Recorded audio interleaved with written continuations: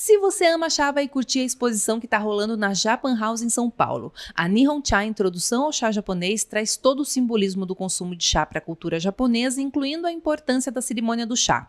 Com direito a uma belíssima instalação de Camellia sinensis, a planta que dá origem a todas as 9 variedades do chá verde japonês, a exposição aborda cultivo, plantio, colheita e processamento. Você também vai poder apreciar a réplica de uma moderna casa de chá feita com impressão 3D, além de utensílios de consumo que vão dos mais antigos e tradicionais aos mais modernos. Uma belíssima exposição, mas confesso que senti falta de uma degustaçãozinha. A entrada é gratuita e a exposição vai apenas até o dia 7 de abril de 2024.